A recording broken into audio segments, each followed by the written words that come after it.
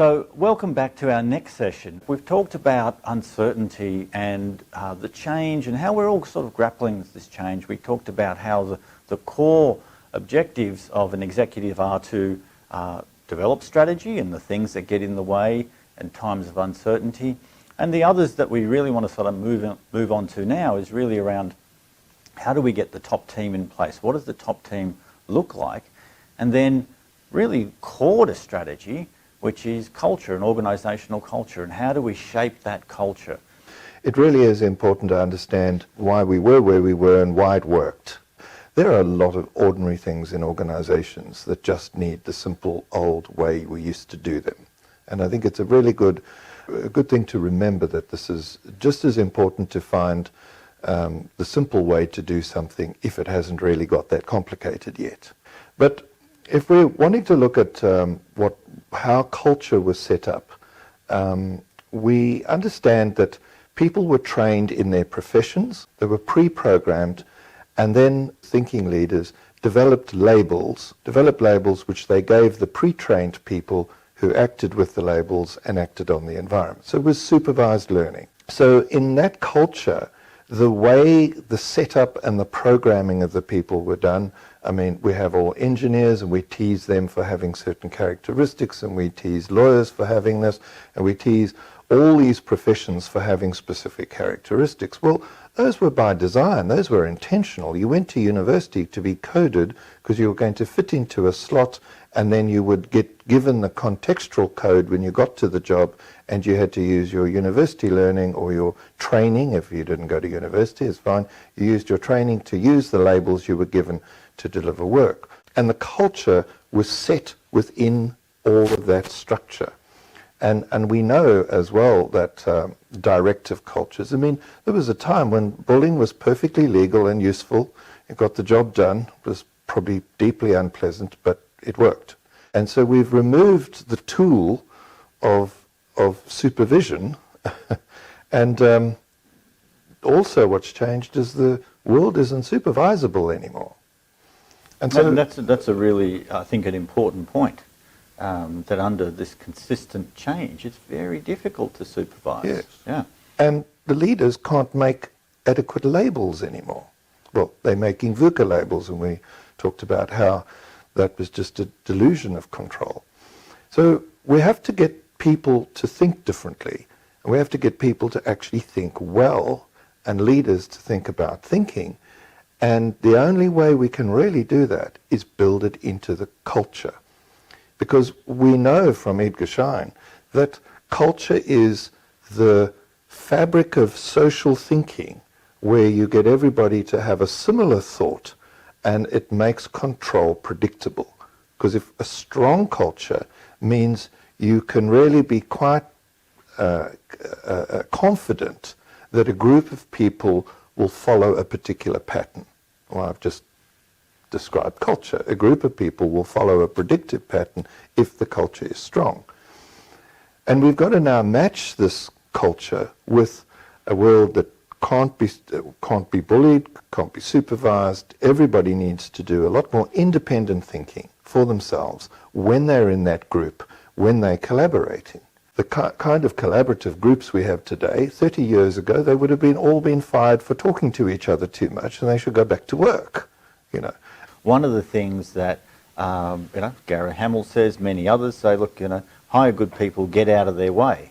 Get out of their way. And that's a bit of that unsupervised management as well. Some can do that, some can't. Certainly many executives that we work with have said, look, we are being told we've got to be change agents, but we're change agents within traditional organisational structures. So that is, I still have the same HR systems, the same supervisory systems, the same KPIs that force me to work in a certain way. So we're saying we want to move towards that model. We want to move towards the unsupervised model. We want our staff to be change agents, and yet our structures aren't set up for that. Our HR metrics and KPIs are not measuring people for those things, typically. They're not. And so what do you get? You get Hamel's flippant statement, get good people and get out of their way. I was like, well, I don't think you just find good people. They have to be made nowadays, fit for purpose, and that's why we're in business in learning and development. But then they say, change agents get out of their way. And they get out their way, but that person doesn't know what to do because they haven't been changed to the point where they feel they can get started. So within that structure, they're stuck. So you get out their way and they do nothing. In the old days, doing nothing was more dangerous than getting things wrong. Absolutely. Right? And if you were doing nothing, one or two things. You weren't properly coded, so we have to send you off for reprogramming, or you were lazy and we should send you off somewhere else. But nowadays, if we're going to ask people to think, people need to stop and think. And they need to make sure that the culture needs to make that safe. And this asking a question or inquiring, and also just to stop escalating VUCA, we need to get people to stop. It needs to be okay to stop and think. I mean, that's a good point, though. Organisations are spending huge amounts of money on innovation programs and getting people to collaborate, but really going back to the source around relationships and conflict and interaction with other parts of the organisation. I mean, innovation almost never happens at the core. It always happens on the fringe. So that means you've got to go across and talk to another department and really interact with them. But we're certainly not set up to do that, are we? Well, no, and I think this is one of the most difficult problems in culture, is that we have a culture of a dialectic, a synthesis of opposites. We have a culture that people think a debate is a good idea. Well, a debate is just, well, at school, what was a debate? It was indoor footy for nerds. It's very adversarial, very power-laced. You can't create a new idea with a debate. And the other way that we used to culturally talk was we used to have our opinion and your opinion, push it together, mush it, and build this excellent synthesized outcome. There's nothing wrong with that if you know the answer, or if the answer is possible to be achieved. Nothing wrong at all. Or if both people or all the people in the room have the knowledge in their heads, it's a process of synthesizing it. Well, in VUCA and uncertainty, the knowledge isn't in the room. There's only really two ways of getting it. One, the people in the room have to invent it, or two, stop the meeting, go call some friends and get some more data. And we're not culturally set up to do that. We don't talk to each other in a relational, dialogical way. And so these are the things we need to build into cultures. Take collaboration, big word, everybody uses it. It's actually a difficult word because it has two parts. It has a goal and cooperation. Collaboration is cooperating around a goal. And we look at the goal, we don't know whether the people don't know what the goal is or they don't know how to cooperate. And culturally, cooperation like that is against the synthesis. Synthesis has to have attention, whereas if we want to discover new ideas, we need to be building on each other. And we can look around an organization and say, you 6 people, you go in that room and sort something out. And not together the 6 people don't have the answer. Well, the chances of them finding the answer are extremely slim. But culturally, they will go in there and sort it out, as opposed to go in there and cooperate. And maybe 1 or 2 of those 6 people, I would ask you the question, is Joe cooperative? And you go, no, he's not. Yeah, well, okay, so how's that going to work? So these are the cultural pieces. Again, culture is exactly like this labeling. We give it a label, then we go on a cultural workshop, or we do this. So we just have this enormous belief that culture is controllable. And it's an emergent thing. You've got to set the signals, because humans learn socially. People think we live in our heads. It feels like we're in our heads. In social constructivism, which is the idea in cognitive psychology and some philosophy, actually we live about a meter in front of our faces. We don't actually live in our heads, because that's where society happens. That's where I'm talking to you. That's where my mind outsources my ideas into the space around me. And so that's where culture exists. It's not something you can go and do something to. It's something that emerges if you send the right signals from the people into it. How might we go about now starting to even think about selecting the right people? What are the things we've got to do differently? What's something else there? And then, in terms of culture and shaping that, what are some things we can actually do? What can the executive do to help send those signals and shape culture? So there's two big parts to that question. I think executives, of course, the way humans are is they're hierarchical, so they're always watching the leader. We have these open plan offices, the leader walks through the office, and they're completely unaware of their physicality. They've got their shoulders hunched, or they're marching, or they're grumpy, and every single eye in the room is glanced up to pick up the signal. That's how we are. We pick up those signals. So executives need to be able to create an environment where they don't know the answer, but they're willing to engage in it with a level of optimism and an engagement. And I think that, for me, the single most important human behavior we have to engender into culture is cooperativeness. And it is the thing that defines us as a human species.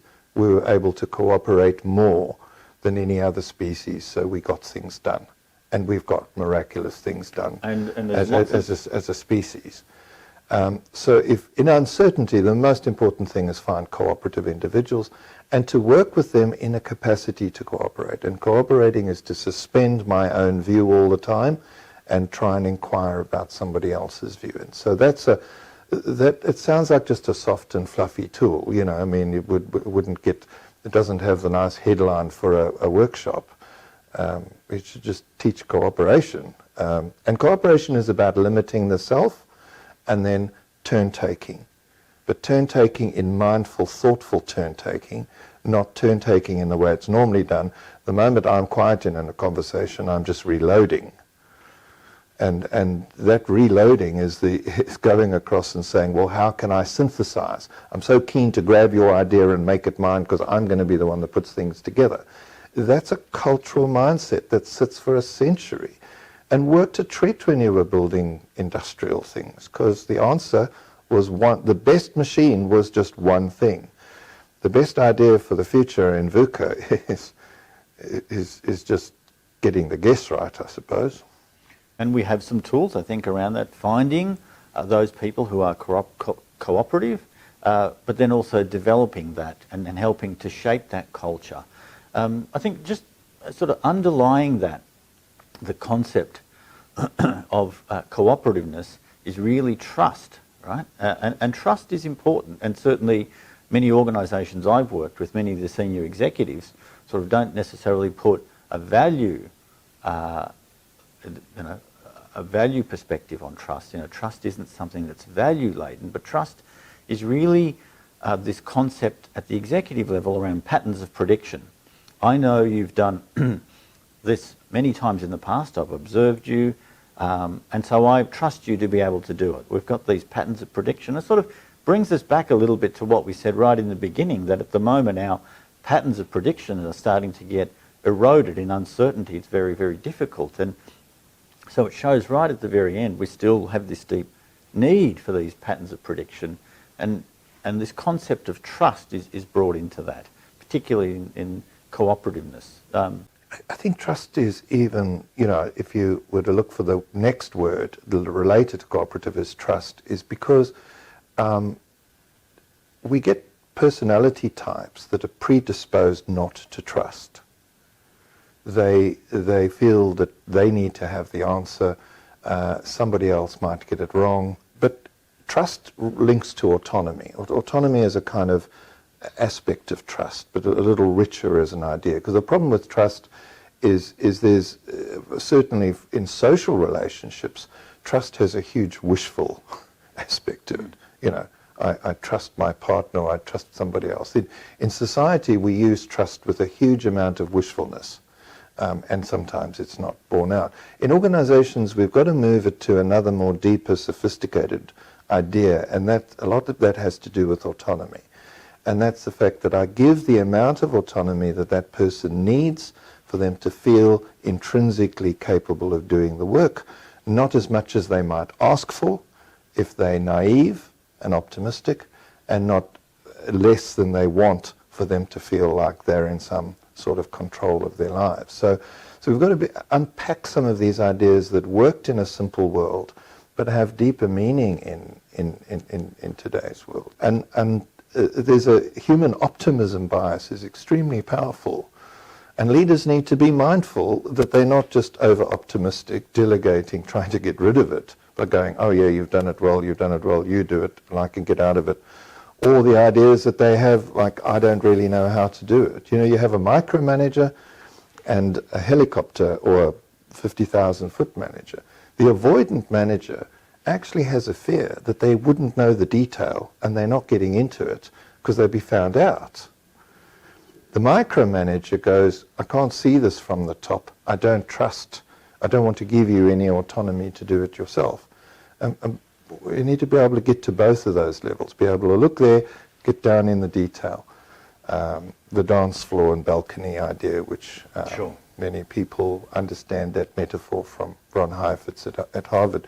That's the idea. We need to have that multiple skill to be able to get down and out and share that culture. See, when the leader's doing that and people see that, they feel an aspiration. Goodness, this person can see the big picture and the detail. They come and work with me in the detail, and they're comfortable, and they get out of my way, and they give me direction from the top. And that whole organizational culture starts feeling that freedom and flexibility, as opposed to following the hierarchy of being directed all the time. Okay. Well, Errol, I just want to wrap up on this last concept. I think, you know, we're saying one of the core roles of a CEO is to, or executive, is to shape the culture, and there are structural things that are sort of in the way at the moment for individuals of being change agents and change and being able to collaborate and then cooperate. And so it sounds to me like there are lots of development options and activities and things that we need to do to, once we've got those right people, to continue to develop them. But today, I think one of the things we're certainly seeing is that there's probably less development than there ever was. People are just so time poor. I just don't have time to do development. Sometimes it's a cost issue, but for the most part, time is my most precious asset. And certainly, if we look at the programs of the past, we used to send executives off to month-long programs, and then 2 weeks, now it's a week, and many people are now saying, I just want this intravenously. Can you just inject the learning into my veins? So a perspective around continual development, how do we do that in this time-pressured environments that we live in? People do have way less time, but I think this globalization and technology consumes our time because it sends exponentially more triggers into our consciousness, which absorbs time. So we're telling ourselves we don't have time. Well, no, we don't, but that's just don't. because we're not ferreting out the stuff that's important and is, and Right. we're not being able to slow down the speed coming in. But I think I've never met a client in all my years, and even knowing myself, who won't give time and make time for something worthwhile.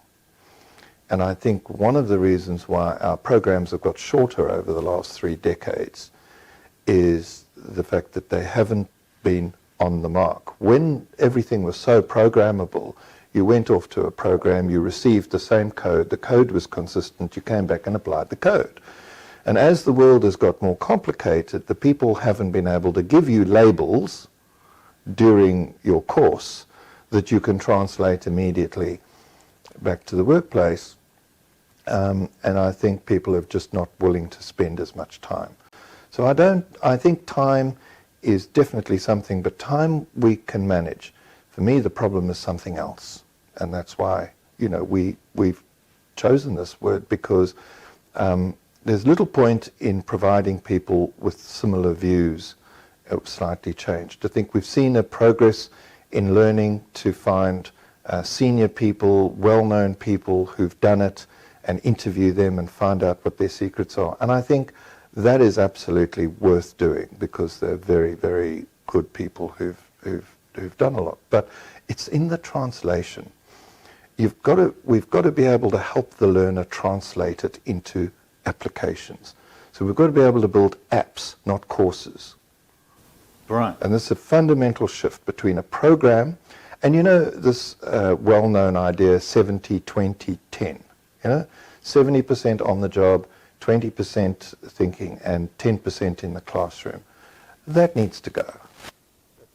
Needs to go, because it means that you have to make this huge translation from the 10 to the 70 next week. And if things are complex, that translation is really difficult to make. I think we need to go to this integrated way where we can develop applications for people that they plug into the role they're working, and the learning is happening within the role, and the knowledge is already translated so that they can have it on, it's translated for them. They're getting it in an app. Now, this is hard to do with engineering, because you've got to go back to university to learn how to be an engineer, but amazingly, it's not hard with thinking. Because a thinking app, you can get on Zoom, you can get in a podcast. You know, the brain is able to consume this stuff. So I think I'm hugely optimistic at the way we can teach. We've just got to make some huge changes. But also it must be novel. It must be different. There's no point in rehashing the past. We need something else. And the opportunity in the humanities, more of psychology, not behaviorism, sociology, more of the understanding of meaning making, with people making meaning in their minds amongst other people. That's how we actually learn. We make sense amongst other people, as opposed to social science, which is the measurement of social behavior. And goodness, I'm just a philosopher fan, because you know, we've been scurrying around fighting and killing each other for tens of centuries, but the philosophers have been thinking. But everybody's a little nervous of philosophy. I think philosophy's day is coming. Or the idea of just going to think, thinking critically, thinking with a purpose. Terrific. Well, thanks, Errol. I think certainly the concept of 70-20-10, the originator of that, Dave Ulrich, I know has said that was something that he thought over a glass of wine and cottoned on, and he was quite surprised how many people picked up on that. And so having a different approach is probably something we need to sort of think about and work towards. So thank you for the insight. We hope you've got something out of this last session on something else, and we look forward to seeing you at the next session.